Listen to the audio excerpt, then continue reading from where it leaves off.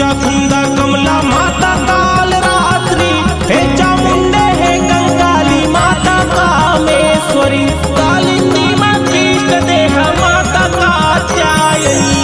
बोल महाकाली की जय हो।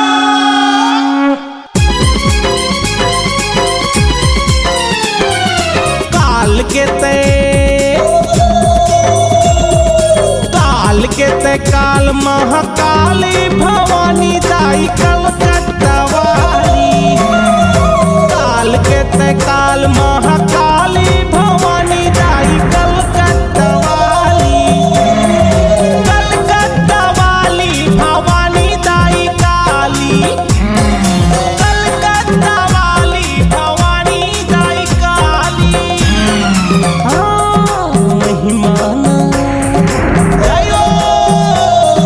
महिमाना जाए बखानी भवानी दाई कलकत्ता वाली, तोर महिमा न जाए बखानी भवानी दाई कलकत्ता वाली।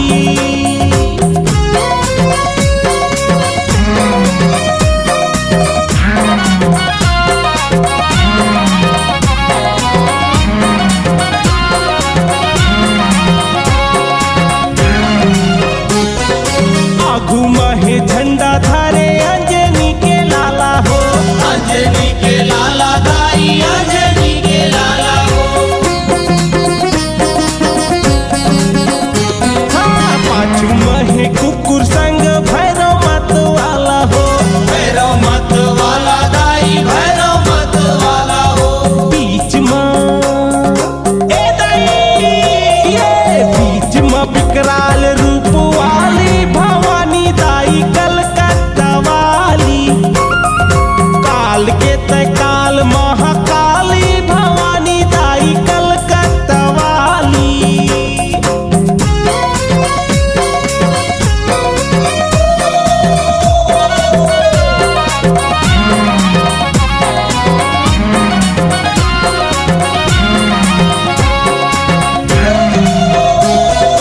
खड़ा खप्पर हाथ धरे हैं जिभियाला माए हैं, जिभियाला माए दाई जिभियाला माए।